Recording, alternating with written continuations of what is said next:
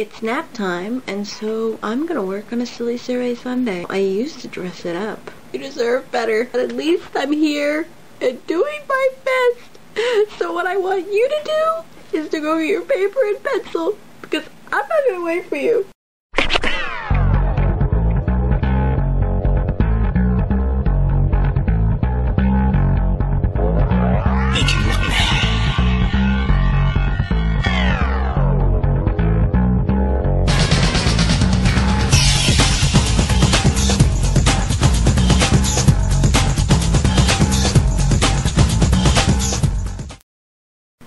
What do you normally wear to bed? I wear a smile. I don't wear anything. Pick a scar and tell us how you got it. I have 3 main scars I could tell you about. Scar on my ankle. David remembers it. I was in the shower and I was shaving, and this was back when we lived in a we had just moved out and my dad was turning our house into a garage. When I'd gone up there for the shower, the house garage had been empty. He started fixing a car downstairs and he dropped a wrench or something and it made this loud noise and it caught me off guard, and I was just like down there with the razor at my ankle and I jumped and chaos ensued. And I had this huge thing of gauze going up my leg and I had like taped it on. David remembers that from our childhood. I think I was maybe 13. The next scar would be right here, and you can't really see them, and I'm sure you can really not see them in the camera, but right there, I have like a square patch. I was going up this really steep hill, so I'm like I'm standing up on my bike, and one of my neighborhood friends drove by, and they honked their horn, and I was slightly caught off guard by this, because they were like going around me or whatever, and I hadn't noticed them, and I turned to like see who it was and wave, and I slipped and my foot hit the pavement. My other foot was still going round, because you're really pushing when you're trying to get up a hill. And anyway, long story short, I flew with the bike tangled around my legs across the road. I was biking up the right side of the road because it's a blind hill, and a dump truck was coming down the hill at that same time, so I flew across in front of him. Yay me. Landed on my shoulder and my elbow, and I was... Here's the best part of the story. Because I had completely forgotten to put on my helmet that day, I knew that if I went back home injured, I was going to be like banished from biking. And I loved biking so much. It was like my only independence back in the day, because, yeah, anyway. And I continued my bike route, which was biking for half an hour back and forth down my block, because, again, it was my little bit of independence. We had like a limit. You could go this far in each direction, so anyway, for half an hour, worked out to be like 13 passes or 14 passes by my place. The whole time, the wind on my wounds was just burning, and every time that you had to go up that hill, it was like death, and I was like, oh, this sucks so much. I had like, my shirt was soaked with like blood. I don't know how I snuck by my mom. Like, she was talking to somebody, and I was just like, whoop, gone. And, you know, the next job was to wear sweaters. It was the summer, and I had to wear sweaters to hide my injuries until they healed. And I have a little scar to remind me to always wear my helmet. And the last scar that I'll tell you about is on my eyebrow. It's a little slash, like right there. And how I got that was, I'm a vegetarian. I don't like death of animals.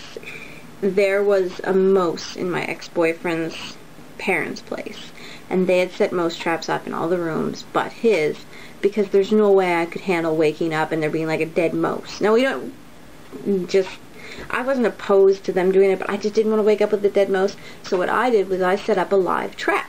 Some people will put a bucket and half fill it with water, and then they'll put like a ramp up to the bucket, and they'll hang like a piece of food just out of reach, so that when the critter, whatever it be, goes for the food, it falls into the bucket and slowly drowns. Well, it's horrible, right? So what I did was I took a bucket and I filled it with like candy wrappers, so that if anything fell in it, it would wake me up, and I'd be able to like take the bucket and run off into the woods and liberate the creature and be like, go, run free. My ex-boyfriend didn't have curtains on his window. He had like a blanket, so it was extra dark, and so it was like maybe 5 or 6 in the morning, and I heard like a noise over by the live chat. Now I can barely see and my eyes are half open and there's mouse. And I thought, if I can just catch it, I can sneak out and like liberate it and it'll be happy, happy, happy. So I grabbed the bucket and I don't know how I planned, honestly. It was early in the morning and like I'm still fuzzy in my head. I don't know how I planned on catching this mouse with this bucket, but I did.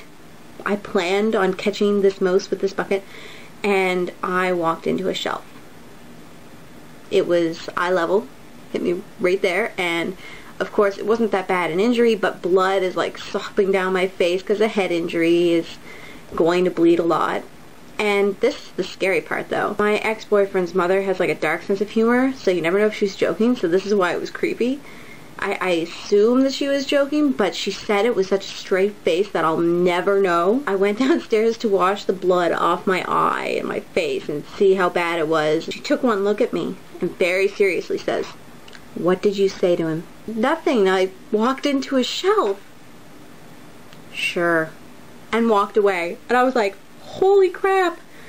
I went back up to the bedroom and was just kind of like, she was joking, right? I'm sure she was joking, but I don't know. Anyway, those are my 3 scars. What was your first job? My first job was babysitting my siblings, which, as anyone who's ever babysat siblings can imagine, or at least understand, rather, that it's no fun, easy task, because the difference between babysitting someone else's kids and babysitting your younger siblings is that somebody else's kids are scared of you. If you say no, unless you have a terror, it quite often means no. If you say no to your siblings, "You're not my mother," or the classic one, "You're not the boss of me." How old were you at your first job? 8. How many Silly Survey Sundays have you done? You're allowed to guess. I've done all of them. Of course. It's a cheap answer, right? Well, that's all for this Silly Survey Sunday. See you next week, as I'm going to try to keep on top of it now. This has been a bwings production. Sorry, my cat sees that I'm not holding the baby, and so she thinks that, you know, that's fair game. So I was 8 years old. Would you frick off? Sit. Is there something on my camera lens? Stop it. No. Stop it. Down. Looks like there... Oh. What was I saying? Though, the streets were... Would you stop it, cat? No. Sit. That cat is determined to get in this. Empty most of the time, but we would get... Don't. Is there something on my camera lens?